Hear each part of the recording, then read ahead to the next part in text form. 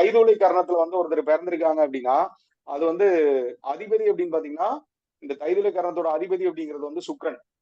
சரிங்களா? இப்ப இந்த கிராமப்புறத்துல மழை வரணும் அப்படின்னா கழுதைக்கும் கல்யாணம் பண்ணி வைப்பாங்க. பாத்திருக்கீங்களா? கழுதைக்கும் கல்யாணம் பண்ணி வைப்பாங்க. ஆரம்ப காலத்துல எல்லாம் இருந்துச்சு, இப்ப எல்லாம் இல்ல, இப்ப எல்லாம் மறந்துருச்சு. அந்த இதெல்லாம் அந்த ஆமா சடங்குகள் சார், பழைய சடங்குகள் சம்பிரதாயங்கள் எல்லாமே வந்து மறந்து பாத்துருக்கிறேன் போச்சு. பாத்துருக்கேன். சரி, கிராமத்துல கல்யாணம். ஆமா. இதுக்கப்புறம் கிராமத்திலேயே மழை வரணும் அப்படின்னா என்ன பண்ணுவாங்கன்னா எல்லாருமே வந்து ஒரு ஊர் கூடி ஒரு பழைய சாப்பாடு வந்து பாத்தீங்கன்னா முந்தின நாள் சாப்பாடு வந்து பாத்தீங்கன்னா எடுத்து வச்சுட்டு அது வந்து ஒரு சட்டியில வந்து பாத்தீங்கன்னா ஊத்தி வச்சிருவாங்க.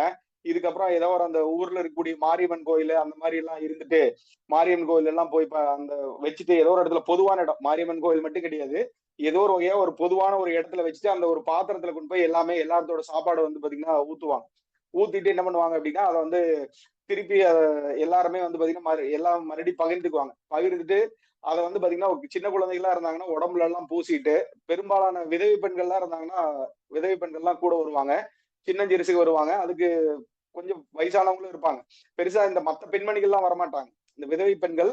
அதுக்கப்புறம் வந்து ஒரு சில அந்த யாரு சம்பிரதாயம் பண்றாங்களோ அவங்க, அதுக்கப்புறம் வந்து அந்த சின்ன குழந்தையா இருக்கிறவங்க அவங்க எல்லாமே வந்து கூட வருவாங்க.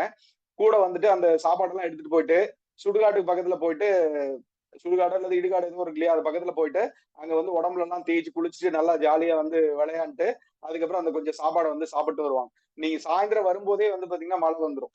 இந்த மாதிரி சில சடங்குகள், வினோதமான சடங்குகள் அப்படிங்கறதும் கூட அங்க இருக்கு.